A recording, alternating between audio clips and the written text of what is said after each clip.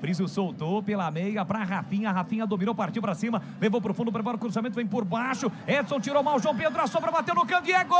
É gol, é gol, é gol, é gol, é gol, é gol, é gol, é gol, é gol, é gol, é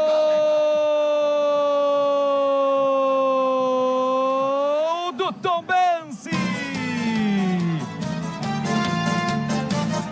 João Pedro tem a 8 estampada na camisa, mas com uma colaboração incrível do garoto Edson. Ele não tirou e a bola ficou de graça para o João Pedro. E com a canhota meteu no cantinho direito do Kaique França, que nada pôde fazer. Está perto o placar do Moisés Lucarelli. Uma ducha de água fria no torcedor pontebretano. João Pedro coloca lá dentro. 39 segundo tempo. Tá registrado. Tombense 1, Ponte Preta 0.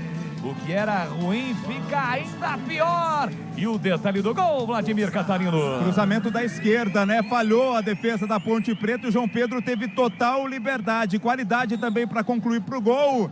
Gol do Tombense. Obrigou até o Felipe Moreira a mudar a alteração. Entraria o Leonaldi, entrou o Dudu. Dudu Ratamoto entrou no lugar do Arthur com a 7.